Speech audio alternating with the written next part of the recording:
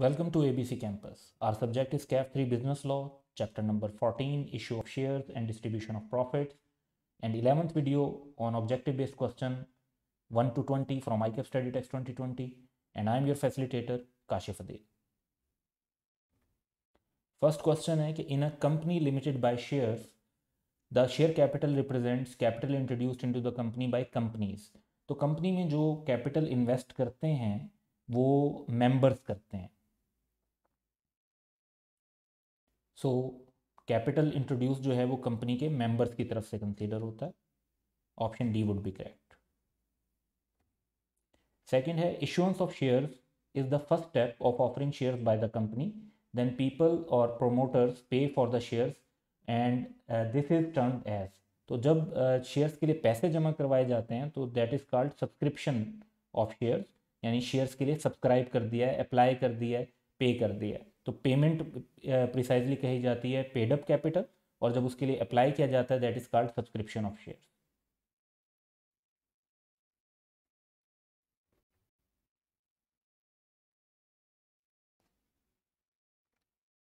Third है the issued share capital is the nominal value, जिसे हम पार वैल्यू और स्टेटेड वैल्यू भी कहते हैं, of the share that have been issued to share holders.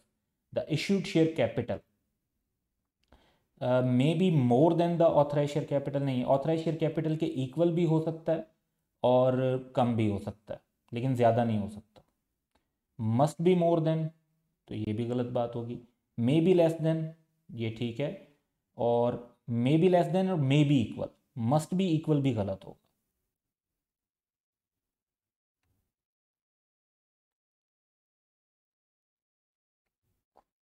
Fourth है in Pakistan all companies limited by share are required to have an authorized share capital and the amount of authorized share capital can be increased but.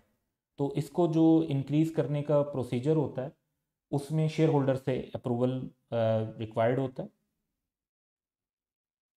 तो share holders के approval के साथ जो है share capital, authorise share capital को बढ़ाया जा सकता है.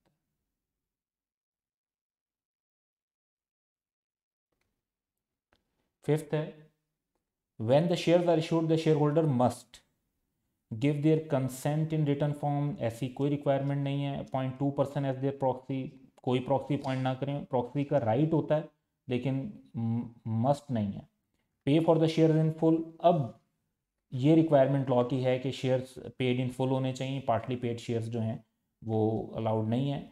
और अप्लाई फॉर स्पेशल प्रिविलेजेस, ये भी कोई लॉ में ऐसी प्रोविजन नहीं है, तो ये भी इनअप्रोप्रिएट होगा. C would be correct option. Sixth है if the company goes into liquidation with unpaid debts, यानी इंसॉल्वेंट कंपनी जो है उसकी वाइंडिंग अप हो रही है, the share holders will be liable personally to contribute in the company's debts. ये unlimited company में तो हो सकता है, उसके अलावा नहीं होता. और तो generally for companies it is not correct. Not be required to contribute in the companies debt, that would be correct. Be liable to contribute 50% और 75%, ऐसी कोई रिक्वायरमेंट नहीं होती. तो जितनी अगर उन्होंने अपने शेयर्स की जो इन्वेस्टमेंट की हुई है उसके अलावा उन्हें कोई कंट्रीब्यूशन करने की ज़रूरत नहीं है, क्योंकि टिपिकली हम एक कंपनी से एक मिसाल लेंगे of company limited by shares. Company limited by guarantee की सूरत में अमाउंट ऑफ गारंटी तक उन्हें कंट्रीब्यूट करना पड़ सकता है.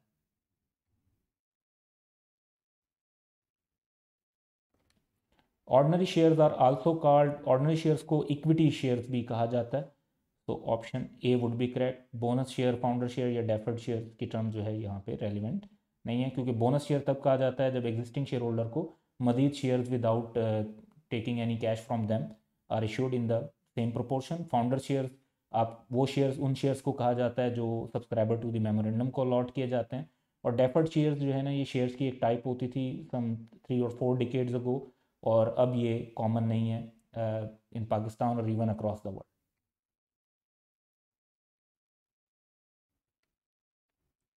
एट्थ क्वेश्चन है the ordinary share holders are entitled to vote at general meeting of the company. Normally all ordinary share holders have. तो नॉर्मली जो रूल होता है वो 1 वोट पर शेयर का रूल होता है. तो option C would be correct.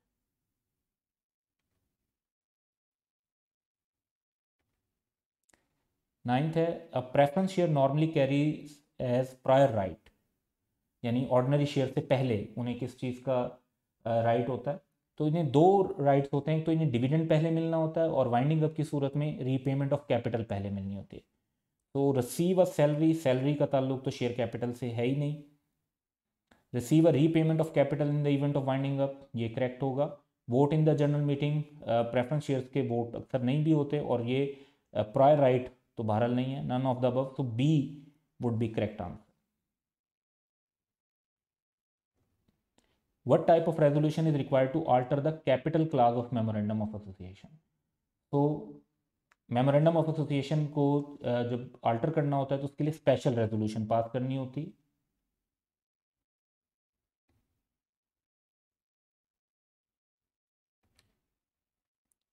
After the alteration in capital clause of memorandum of association, the company is required to file the resolution and related documents, which is altered copy of the memorandum of association with the registrar within। तो इसके लिए जो time limit है that is 15 days के, 15 days of passing the resolution आपने registrar के पास उसको file करना होता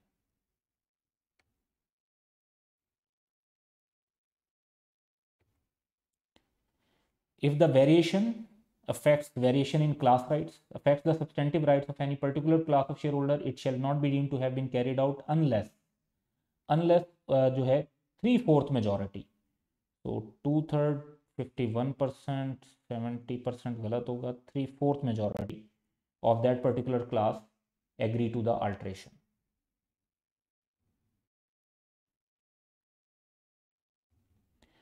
Any member or members of the affected class ये in the context of variation of class rights है, representing at least 10% shareholding of that class may apply for an order against the resolution varying their rights। तो अगर rights change हुए हैं और उस class के 10% जो अफेक्टेड क्लास के शेयर होल्डर हैं वो अप्लाई कर सकते हैं। तो किसको अप्लाई करेंगे, तो अप्लाई किया जाता है कोर्ट में, इसमें रजिस्ट्रार या कमीशन की कोई इन्वॉल्वमेंट नहीं होती।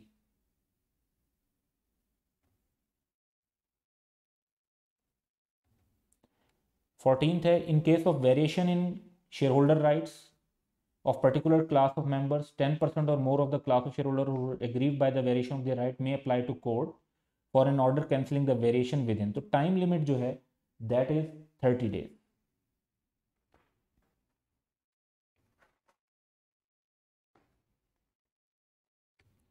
15th क्वेश्चन है in case of variation in shareholder rights of a particular class of member, the court may give its decision in favor or against the special resolution by the company। यानी court जो है वो variation को invalid भी करार दे सकती है और उसको अफर्म भी कर सकती है। The company is required to forward a copy of the court decision to the registrar. तो रजिस्ट्रार को जो ये फाइलिंग होती है कोर्ट के ऑर्डर की, इसमें कंपनी के लिए रिक्वायरमेंट है कि वो 15 डेज में, 15 days of the receipt of order वो उसको रजिस्ट्रार के पास फाइल करे।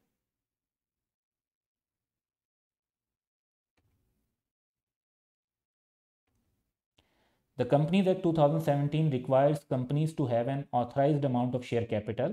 Authorized share capital is the blank of shares। तो ये basically maximum amount of shares होती है।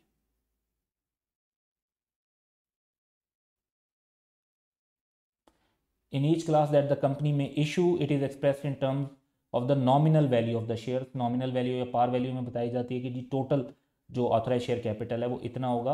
ये मैक्सिमम अमाउंट होती है जो फिर कंपनी इशू कर सकती है। A share represent blank of a shareholder in a limited liability company in the event that the company is wound up with unpaid debts। तो शेयर रिप्रेजेंट कर रहा होता है एक शेयर होल्डर की मैक्सिमम लाइबिलिटी।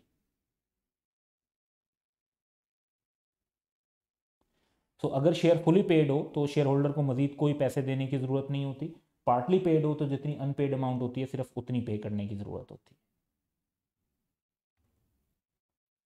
18th है whenever company mentions its authorise capital in any advertisement और notice in any statement it shall mention the amount. अब ऑथराइज कैपिटल जिस तरह से मैंशन किया जाता है, इक्वली कॉन्स्पिकस लेटर और इक्वली प्रोमिनेंट पोजीशन में पेड अप कैपिटल को भी मैंशन करना होता है।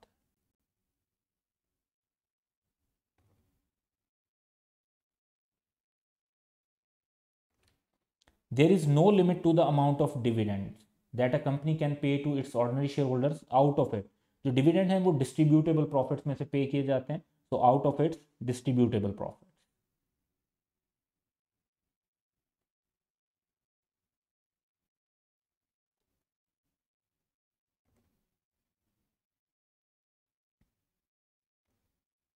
In a winding up of the company, the blank are not entitled to receive payment of any capital from the liquidation of its assets until all creditors have been paid and the nominal share capital of all preference shareholder has been repaid.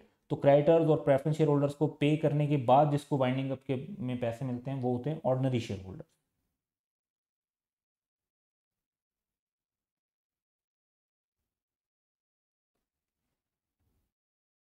So that's all for today. Have a good day.